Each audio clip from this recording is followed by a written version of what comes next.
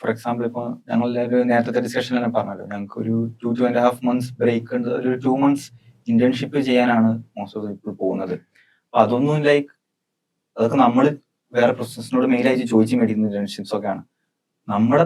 നമ്മുടെ ഒരു താല്പര്യാർത്ഥം research focus ചെയ്യാൻ ഒരു താല്പര്യം ഉണ്ടെങ്കിൽ മാത്രം എസ്റോട് പോന്നാൽ മതി.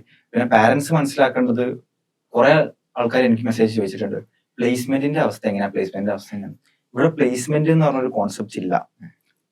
റിസർച്ച് പ്ലേസ്മെന്റ് എന്ന് പറഞ്ഞ കോൺസെപ്റ്റ് ഇല്ല. ഒരു റിസർച്ച് റോഡ് മാപ്പ് എന്ന് പറഞ്ഞാൽ you complete your post graduation degree, PhD, post doc. PhD കഴിഞ്ഞിട്ട് ഇൻഡസ്ട്രി പോകുന്നവർക്ക് ഇൻഡസ്ട്രി പോവാം. അത് mostly chemistry, biology, experimental physics ആൾക്കാർക്കാണ് ഇൻഡസ്ട്രി പോകാൻ ചാൻസ് കൂടുതൽ. തിയറിറ്റിക്കൽ ഫിസിക്സ് എല്ലാ ഫീൽഡിലേക്കൊന്നും എൻട്രി കിട്ടണമെന്നില്ല. അങ്ങനെ നോക്കുകയാണെങ്കിൽ നമുക്ക് പ്ലേസ്മെന്റിനെ പറ്റി സംസാരിക്കാം. അതും സ്റ്റിൽ നിങ്ങളുടെ PhD എത്ര മെച്ചപ്പെട്ടിട്ടുണ്ട് എന്നുള്ളതിനൊക്കെ ബേസ് ചെയ്താവും. സോ വരുമാനം ഒരു കുറെ പൈസ ഉണ്ടാക്കണം എന്നുള്ളൊരു മൈൻഡ് സെറ്റ് ഒക്കെ ആയിട്ട് I don't know how much research will help you. കാരണം PhDക്ക് തന്നെ ഇന്ത്യയിൽ PhDക്ക് ഐ തിങ്ക് 37,000 ആണ് സ്റ്റാർട്ടിങ് ആയിട്ട് PhD സ്റ്റൈപ്പൻഡ്. വളരെ ലോ ആണ് ഇപ്പോഴത്തെ ഒരു സിറ്റുവേഷൻ. അബ്രോഡ് ആണെങ്കിൽ ഒരു 2.5 lakhs ഒക്കെയാണ് ആവറേജ് കിട്ടുന്നത്. That's actually not bad. അവിടുത്തെ ലിവിംഗ് കണ്ടീഷൻ വെച്ച് നോക്കുമ്പോൾ നോട്ട് ബാഡ്. കുറച്ച് സേവിങ്സ് കിട്ടും.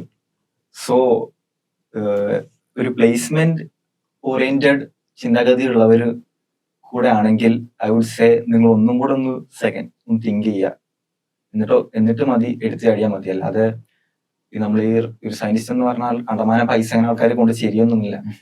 എല്ലാ കൺട്രീസും അവരുടെ റിസർച്ച് ഫണ്ട് വെട്ടിച്ചുരുക്കുക. അമേരിക്കയൊക്കെ വളരെ രീതിയിൽ അവരുടെ റിസർച്ച് ഫണ്ട് വെട്ടിച്ചുരുക്കുന്നുണ്ട്.